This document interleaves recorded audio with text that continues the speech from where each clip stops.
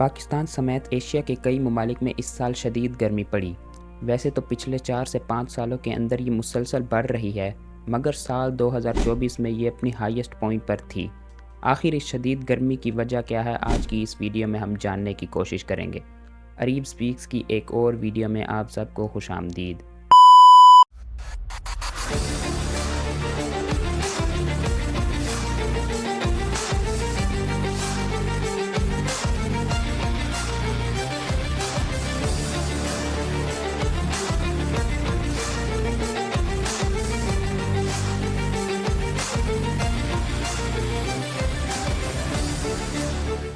Report के मुताबिक पाकिस्तान मौसमियाती तब्दीली से मुतासरा मुल्कों की फहरिस्त में 5वें नंबर पर आता है। साल 2017 की रिपोर्ट के मुताबिक पाकिस्तान में सबसे ज़्यादा गर्मी तुर्बत शहर में पड़ी, जो कि पाकिस्तान के सूबा बलूचिस्तान में वाक़या है, और उस वक्त टेम्परेचर 54 डिग्री सेल्सियस रिकॉर्ड किया गया था। और इसी तरह साल 2017 के बाद ये मज़ीद शिद्दत इख्तियार कर दी गई। अगर हम साल 2024 की बात करें तो ये साल मौसमियाती तब्दीलियों के हवाले से सबसे ख़तरनाक साल था। पाकिस्तान के सूबा पंजाब और सूबा सिंध रीजन में टेम्परेचर 50 डिग्री सेल्सियस से भी ऊपर रहा, जिसके नतीजे में लोगों के 133 मवेशी हलाक हुए। शदीद गर्मी की वजह से 568 पाकिस्तानी शहरियों की हलाकत हुई, जिसमें से 141 सिर्फ 25 जून को हुई।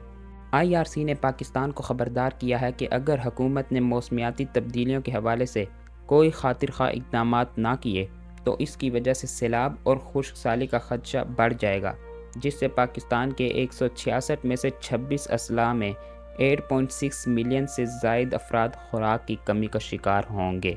दोस्तों, ये तो थी पाकिस्तान की बात, मगर हमारे पड़ोसी मुल्क भारत में भी सूरत हाल कुछ मुख्तलिफ नहीं है, क्योंकि दिल्ली शहर में इस साल टेम्परेचर 50 डिग्री सेल्सियस से भी ऊपर रहा है, और ये टेम्परेचर इतना ज़्यादा है कि इसकी वजह से इंसान को हीट स्ट्रोक भी हो सकता है, और इसकी वजह से उसकी जान भी जा सकती है। दोस्तों, हीट स्ट्रोक उस वक्त होता है जब आपकी बॉडी का टेम्परेचर 40 डिग्री सेल्सियस को क्रॉस कर जाए। इस दौरान बंदा बेहोश भी हो सकता है और हार्ट अटैक का ख़तरा भी काफ़ी हद तक बढ़ जाता है।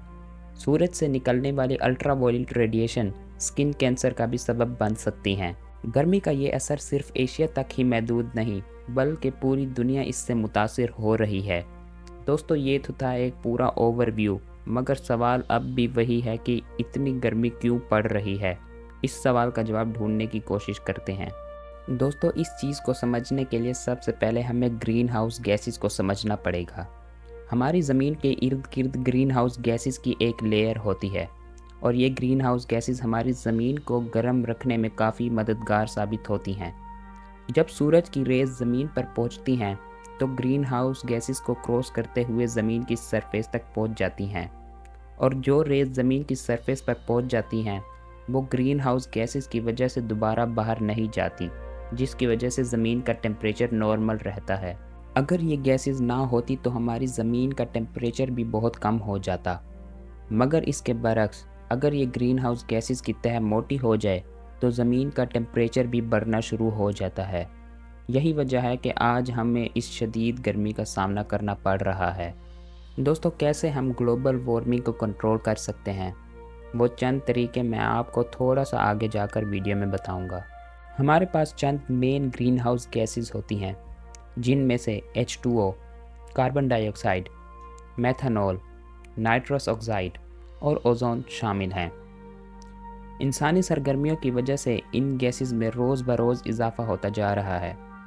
कार्बन डाइऑक्साइड बहुत ही अहम ग्रीन हाउस गैस है, और इंसानी सरगर्मियों की वजह से रोज़ बरोज़ इसमें इजाफा देखने में आ रहा है। फॉसिल फ्यूल को जलाना, मसलन कोयले को जलाना, पेट्रोल को जलाना कार्बन में इजाफे की वजह है। नाइट्रस ऑक्साइड भी ग्रीन हाउस गैस है, और ये कार्बन डाइऑक्साइड से 300 गुना ज़्यादा ताकतवर है। ट्रांसपोर्ट और इंडस्ट्री में फॉसिल फ्यूल का जलाने से नाइट्रोजन ऑक्साइड रिलीज़ होती है, जिसकी वजह से ज़मीन का टेम्परेचर बढ़ता है।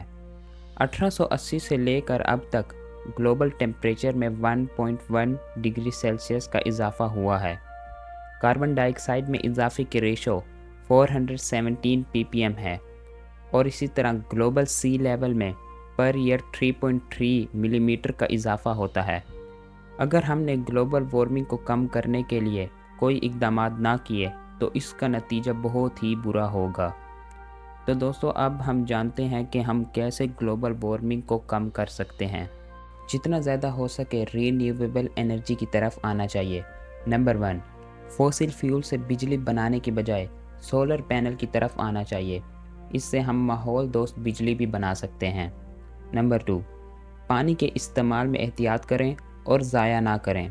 Number 3, public transport. जितना ज़्यादा हो सके पब्लिक ट्रांसपोर्ट को अहमियत दें। नंबर 4, वेस्ट मटेरियल को कभी भी आग ना लगाएं, क्योंकि इसको आग लगाने से कई किस्म की गैसेस रिलीज़ होती हैं जो हमारे माहौल के लिए बहुत ही ख़तरनाक होती हैं। नंबर 5, जितना ज़्यादा हो सके चीज़ों को रिसाइकल करें। Number 6, plant a tree. और आखिर में सबसे अहम चीज़, जितना ज़्यादा हो सके दरख्त लगाएं। दरख्त सबसे अहम ज़रिया है ग्लोबल वार्मिंग को कम करने के लिए। दोस्तों, ये चंद पॉइंट्स थे जिनको अगर हम अपनी रोज़मर्रा की ज़िंदगी में शामिल कर लें तो हम इस ग्लोबल वार्मिंग को बढ़ने से रोक सकते हैं।